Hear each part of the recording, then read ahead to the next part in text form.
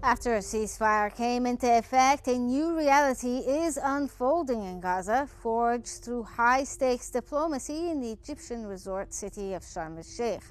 Brokered with U.S. support, the agreement immediately launched a 72-hour countdown for the exchange of the remaining Israeli detainees for approximately 2,000 Palestinian captives.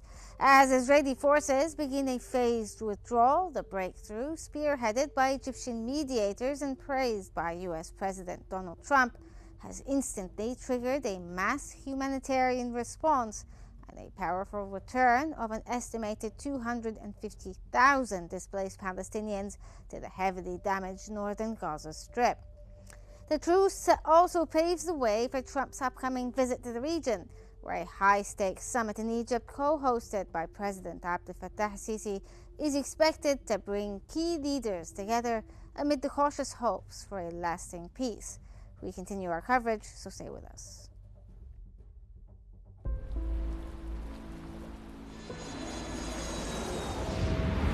الآن في شرم الشيخ بتجرى مفاوضات لإنهاء الحرب. I may go there sometime toward the end of the week, maybe on Sunday.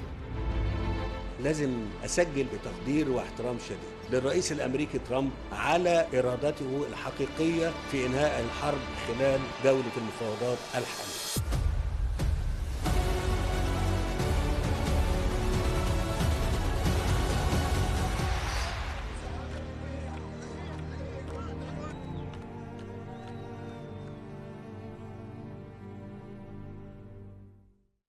Amid positive developments on the Gaza ceasefire, U.S. President Donald Trump stated that while there is, for the most part, a consensus on the next stages of the plan, some of the details will be worked out. Meanwhile, high-stakes diplomacy is ramping up. Egypt is set to convene world leaders for a pivotal summit on Gaza, co-chaired by Trump during his visit next week. Trump confirmed he would meet a lot of leaders in Cairo on Monday to discuss Gaza's future. The expected participant list is expansive, including representatives from Germany, France, the UK, Italy, Qatar, the United Arab Emirates, Jordan, Turkey, Saudi Arabia, Pakistan, and Indonesia. Trump is also expected to travel to Israel to address the Knesset.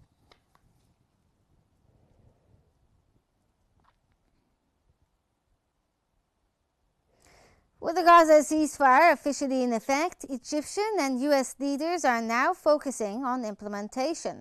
On Friday, Egyptian Foreign Minister Badr Abdel-Ati and U.S. Secretary of State Marco Rubio spoke to coordinate the final arrangements of the upcoming international summit on Gaza in Sharm El-Sheikh. The summit, which will be jointly chaired by the Egyptian President Abdel Fattah el-Sisi and the U.S. President Donald Trump, aims to rally global support for Trump's 20-point Gaza peace plan. The talks covered the summit's agenda, expected international attendance, and the next steps for implementing the newly effective ceasefire, a breakthrough brokered by Egypt, the U.S., Qatar, and other mediators after days of intense negotiations. Secretary Rubio hailed the event as a unique and historical moment, praising President Sisi's distinguished and pioneering role in facilitating the accord. Minister Abdel-Ati, in return, conveyed President Sisi's great appreciation for President Trump's plan, emphasizing the critical need to move swiftly from agreement to diligent action across both the first and second phases of the peace initiative.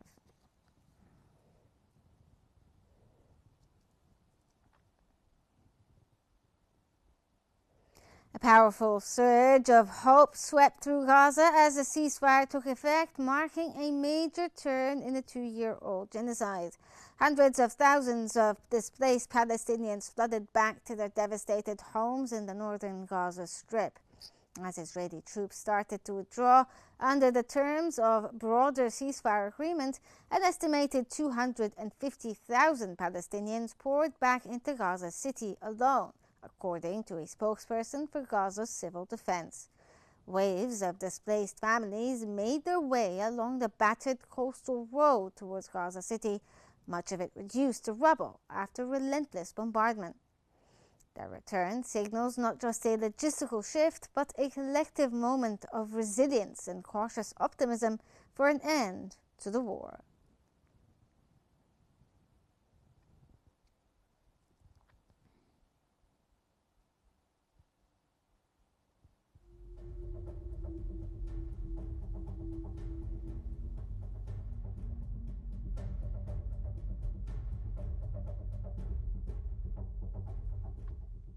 For more on this, we're joined from Cairo by Khaled Dawood, the managing editor of Al-Ahram Weekly, and from the occupied Jerusalem by Munir Nusayba, an international law professor at Al-Quds University. Thank you both for joining me here. Let's start off with you, Khaled. Now, Trump has recently declared that there is, for the most part, what he called a consensus on the next stages of the Gaza ceasefire plan. How does this reflect the growing regional alignment towards ending the devastating war that's been ongoing for the last 2 years?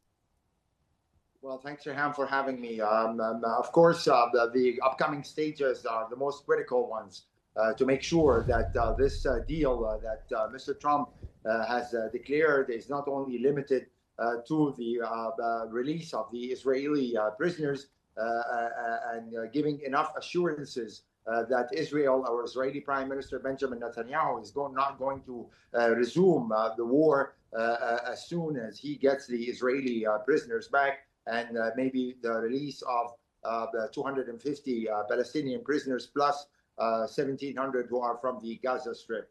So we need that kind of consensus, which Mr. Trump is speaking about. But this has to be confirmed and legitimized through an international consensus. And that's why, of course, we have this summit that President Abdel Fattah al-Sisi is hosting in Sharm El-Sheikh on Monday, plus the very important statement that came out from President Sisi today about the need to get the approval of the UN Security Council for this plan through a binding resolution that obliges Israel to meet its demands, not just in front of the United States and the co-sponsors of this agreement, but also in front of the international community to make sure that Israel will fully commit to this plan, particularly in terms of full withdrawal from the Gaza Strip, all of the Gaza Strip, no buffer zones or anything like this. Khaled, and that's also... I apologize for cutting you off there, but we've also seen, I mean, yes, there is a ceasefire in place, but obviously, as you said, that the Israelis are dragging their feet. Even though they've pulled back, they're still managing to, for instance, shoot at the Palestinians trying to re-enter from tugboats in the ocean, even though they pulled back technically. Yes, of course. I mean, and the record of the Israeli government itself, Riham, in all the two previous ceasefires, as soon as Netanyahu achieves his part of the agreement, he renegades on that agreement. And of course, the record of massacres and war crimes that was committed against the Palestinian people over the past 2 years is enough evidence that this government, this right-wing fanatic government, is not really serious about either a durable peace or about the final goal of this entire process, which should be the establishment of a Palestinian state. And that's why we also in Egypt and in other Arab countries supported this idea or proposal to have an international force inside the Gaza Strip, so that we can make sure that it's not going to be an easy option for the Israeli government to go back to the war while making any false claims that it wants to make about the disarmament of Hamas or about the de-radicalization of Hamas, all of which are parts of the Trump agreement. But at the same time, there are other very important obligations, which I think is the main reason why President Sisi called for this summit in Sharm El-Sheikh, to make it a personal commitment for President Trump and all the world leaders who will attend, whether Prime Minister Britain, whoever is going to come from France or from Germany or from other countries that are attended the meeting with Trump, mainly the Arab and Muslim countries, United Arab Emirates, Qatar, Saudi Arabia, Turkey, Pakistan, Indonesia. All these nations have to be here in order to make it an international agreement that would make it very difficult for the Israeli government to reverse its commitments or find any other excuses, not just to resume the war, but also not to carry out the rest of the points in Trump's plan concerning find a connection between Gaza and the West Bank, and the return of the Palestinian Authority to Gaza Strip and to the West Bank as a first step towards the establishment of the Palestinian state.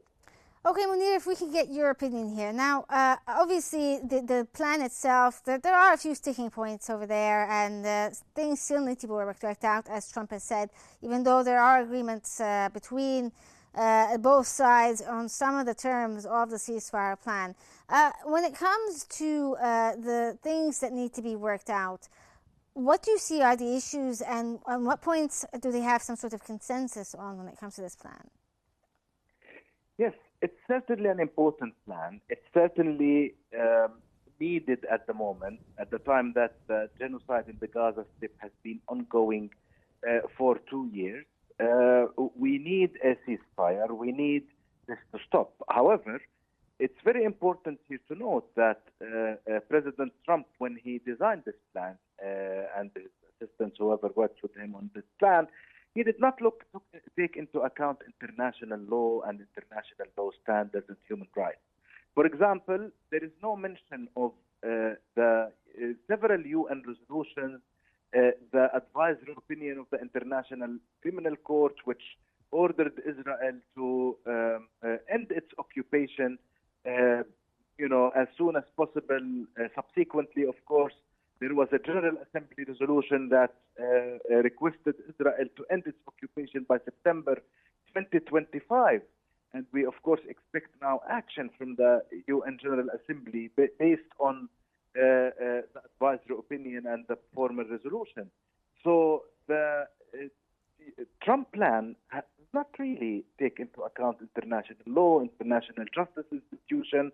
The UNRWA, of course, Donald Trump is still supporting the Israeli measures regarding the UNRWA and humanitarian work in Gaza.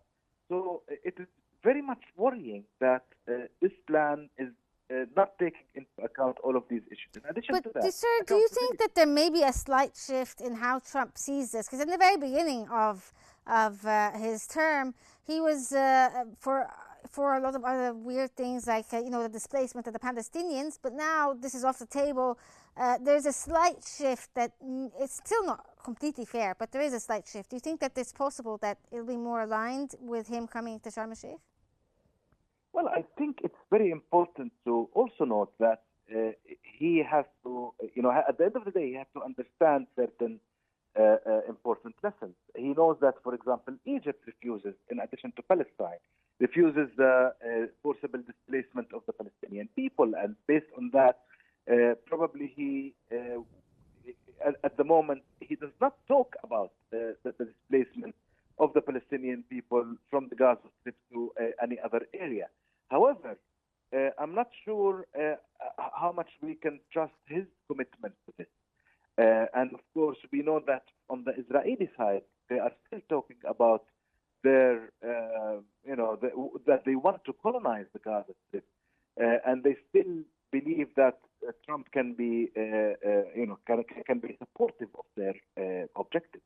Mm-hmm. Therefore, the role of the Arab countries, for example, Egypt, but also Saudi Arabia, many other countries, Jordan, that are making sure that this cannot happen, is very important. And I trust that this will continue. That at the end of the day, the Trump administration, the Netanyahu government, and whatever other government that will succeed the Netanyahu government within the Israeli political leadership can know that they cannot plan to colonize the Gaza Strip again. Yes, they are keeping the occupation. They will probably, with the support of Arab countries as well as Turkey and Indonesia and other countries that actually care about the Palestinian cause, that Palestine has to be free at the end of the day, and that this colonization plan cannot work. Okay, we're going to move to live footage right now. You're going to see it on your screens of the residents in Gaza that are brought to their homes. That comes as the Egyptian Committee of the Relief of the People of Gaza announced active contributions to the support of the return of the displaced Palestinians in Gaza to the north. This effort involved the deployment of 100 trucks to transport people back from various areas, with priority given to the elderly, women and children. The committee reaffirmed its commitment to stand by Gaza's residents through all the stages of its resilience and returns to their homes.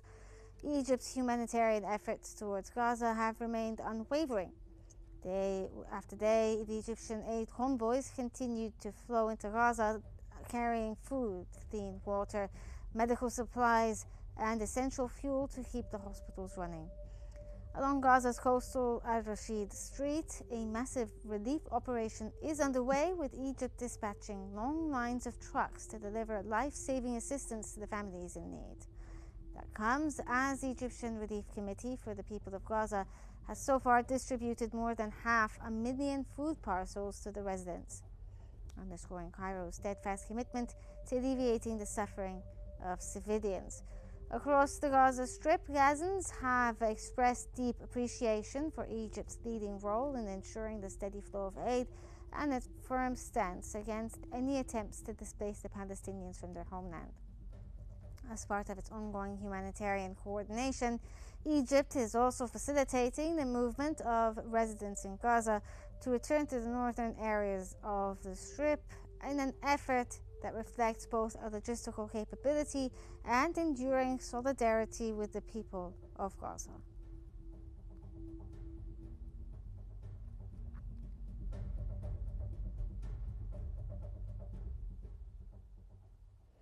Khaled, now back to you again. How are the next stages of the ceasefire defined, and what specific outcomes are expected to move the agreement from just a temporary truce to a long-term, peace agreement? Of course, Riham, everybody will be waiting for Monday, the date that's been announced as the target to release the Israeli prisoners, as well as the Palestinians held by Israel in its jails for many, many years. And from that point, I think we can already see some preparations by the American side, the announcement that the Pentagon is planning to establish a kind of administrative center inside Israel made up of 200 U.S. forces to monitor and follow the implementation of the agreement. To be honest, it's a little bit kind of unprecedented that the Americans are so much involved in the most minute details related to the implementation, at least of the first phase of the agreement, and perhaps the second phase in relation to further Israeli withdrawal from the Gaza Strip. As you know, Riham, there's only been a limited redeployment of Israeli forces from the so-called blue line to the yellow line. We're expecting another withdrawal to the, further giving Palestinians control over their own territories. And that's why, there is a need for this establishment of the International Stabilization Force, but in order to back up a Palestinian government. The issue, which Egypt at least is very clear about, is that Gaza is not going to be handed to be run by the international community, but by Palestinians, supported by the international community. But again, as I mentioned, there's a clear U.S. involvement today. U.S. Middle East envoy Steve Witkoff, along with the commander of the U.S. Central Command, they visited Israeli troops inside Gaza to make sure that they did retreat to the points agreed to, and to discuss the next stages of withdrawal. And of course, there is the very, very difficult task of rebuilding Gaza. There's already a conference that's going to be hosted by Egypt on the reconstruction of Gaza. You know that Egypt already has a very detailed plan for the reconstruction of Gaza without the displacement of the population. That's going to be another very important aspect. And again, this is a long-term plan, and that's why we need to make it enshrined through a United Nations Security Council resolution, because what's needed afterwards is to make sure for the return of the Palestinian Authority to Gaza to administer the Strip along with the West Bank and start negotiations between Israel and Palestinians again on the long-term solution, which is the creation of two states. Of course, this all remains to be theoretical. Nobody knows what's going to happen on the ground, what kind of tricks Mr. Netanyahu is going to come up with in order to delay the implementation of the agreement. And of course, nobody knows what Netanyahu's own political future going to be after this halt in the military activities, because he's going to be likely face a lot of questions internally inside Israel, whether by his own coalition about his claims and allegations that he's achieved all his goals and the ultimate victory and all that kind of illusions he keeps on repeating. And of course, by the angry Israeli public, after the end of this war, they will come again back to desiring or to want to hold Netanyahu accountable for the major failure of the Israeli intelligence and military agencies to prevent the October 7 attack. So there are a lot of variables, but at least the beginning and the intentions from the Arab nations led by Egypt and from the United States seem to imply that there is some desire to move the process forward. But again, this would require vigilance from the Arab nations, coordination amongst themselves, and to maintain a united stand while negotiating and dealing with the U.S. President Donald Trump, because that's what actually brought this agreement, and definitely not the Israeli Prime Minister, who thrives and survives on the expansion of wars.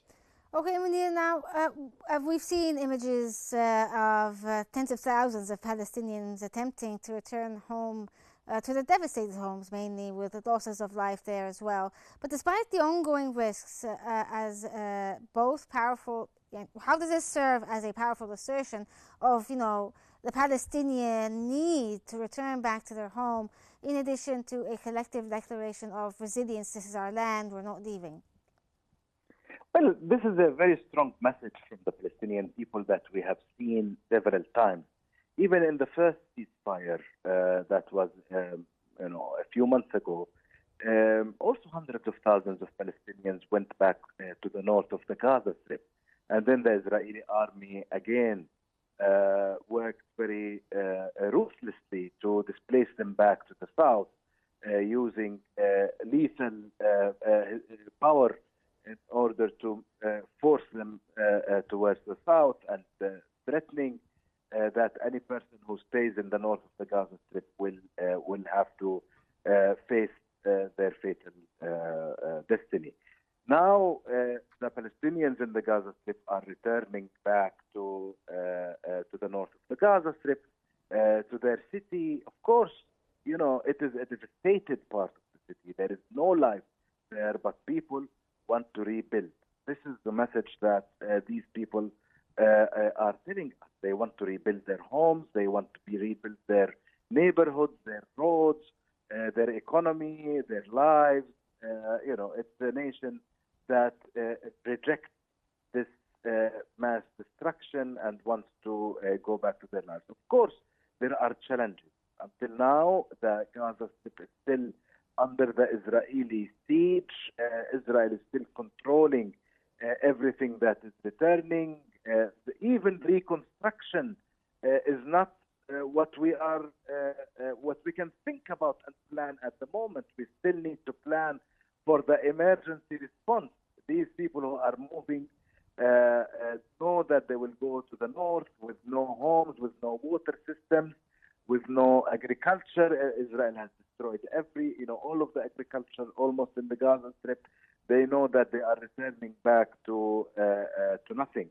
They have lost their jobs, their incomes, etc. So we need an emergency situation where people can live in whatever basic structures that can be provided immediately. We need humanitarian aid to be allowed in with huge quantities. We need hospitals to be allowed to function again, to be allowed to have medicine and equipment again that Israel has prevented over the past 2 years.